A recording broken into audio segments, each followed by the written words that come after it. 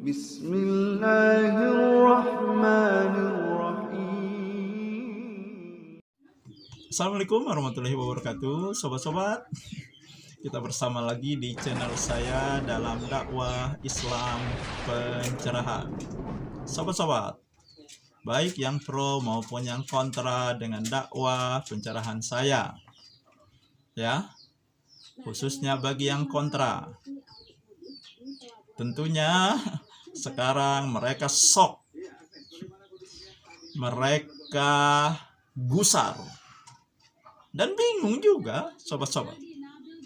Karena santri kebanggaan Aswaja, seorang santri yang mereka elu-elukan, yang menjadi garda terdepan untuk melawan dakwah kembali kepada Al-Quran dan Sunnah Nabi, yang mereka labeli sebagai Wahabi, ya, saya bedah sobat-sobat, saya kuliti pemahaman dan pemikirannya, ya. Bayangkan sobat-sobat, saya yang digambarkan oleh mereka, ya, baca Qur'annya belepotan, malah mereka menggambarkan saya tidak bisa baca Quran yang bahasa Arabnya, ya,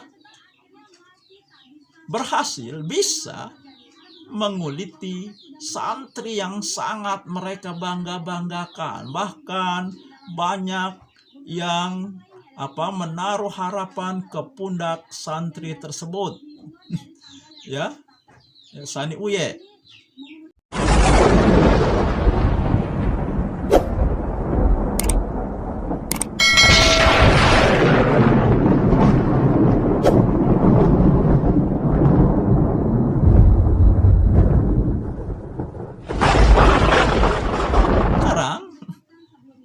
Mereka ya tidak bisa merespon apa yang sudah ya saya respon terhadap Sani Uye.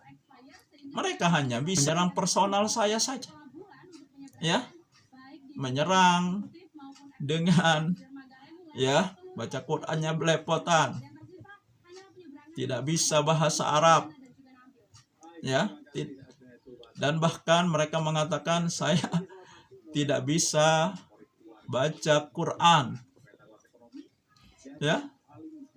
Nah, ya ternyata kan yang Anda bangga-banggakan, ya, Sani Uye juga membangga-banggakan bisa baca kitab, fasih baca Al-Quran, menguasai nahwu shorof, ya ternyata dalam pemahaman dan dalam pemikiran harus diluruskan.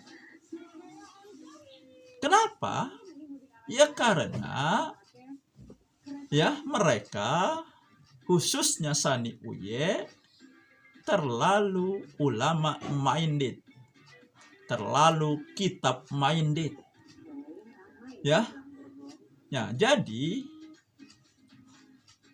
sepertinya Sani Uye ini menempatkan kitab karya-karya ulama itu sebagai kebenaran, sebagai rujukan utama dalam agama ini. Makanya mereka selalu menolak, ya, diajak kembali ke Al-Quran dan Sunnah Nabi, ya, dengan perkataan mereka, kami memahami Al-Quran, kami kembali kepada Al-Quran dan Sunnah Nabi berdasarkan pemahaman ulama.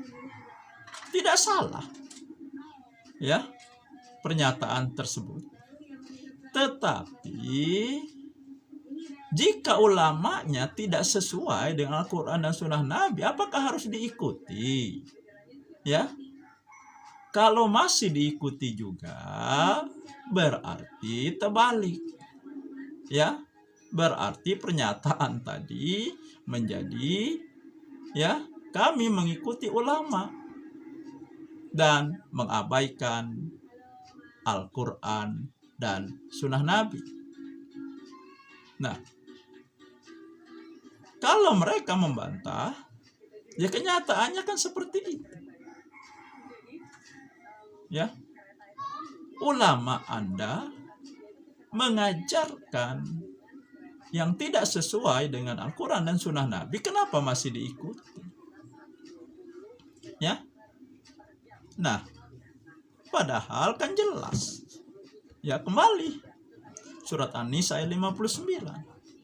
Jika berbeda pendapat, kembalikan kepada Al-Quran dan Sunnah Nabi, bukan kepada ulama.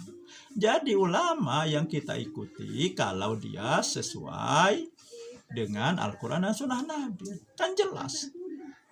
Ya, cobalah pahami kembali surat Quran, surat An-Nisa ayat 59 ini. Ya, kata taat, ya, ati Allah wa ati Rasul. Di Allah dan Rasul ada kata taat, tetapi sampai kepada ulil amri, pemimpin, ya, dalam kalau agama ini ulama.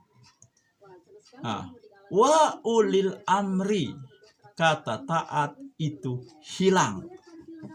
Artinya ketaatan kepada pemimpin, ketaatan kepada ulama itu tidak mutlak. Ulama dan pemimpin ditaati jika bersesuaian dengan. Nah, jadi sobat-sobat, khususnya bagi yang kontra, ulama itu ditaati selama apa yang disampaikannya, apa yang diajarkannya bersesuaian dengan Allah dan Rasulnya, bersesuaian dengan Quran dan Sunnah Nabi. Kalau tidak, ya ditinggalkan. Kalau masih bertahan mengikuti ulama yang seperti itu, ya artinya sudah menempatkan ulama itu sejajar dengan Allah dan Rasulnya. Apakah ini tidak termasuk perbuatan syirik? Ya, saya bertanya, tidak menuduh, tetapi bertanya. Dan silahkan dan gunakan akal, logika dan akal pikiran kita yang sehat. Jangan emosi duluan, ya, karena Al-Quran ini, agama kita ini, ya, sesuai dengan akal. Ya, Sani Uye ini kan saya akui lah, ilmunya tinggi, kemampuan dia menguasai, ya, ilmu alat itu sangat luar biasa. Tapi kan ternyata itu semua tidak menjamin bahwa apa yang dia sampaikan satu kebenaran.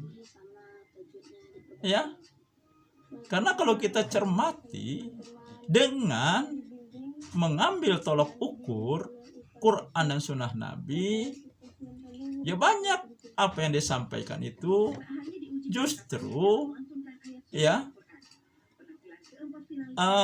bertentangan dengan Quran dan Sunnah Nabi.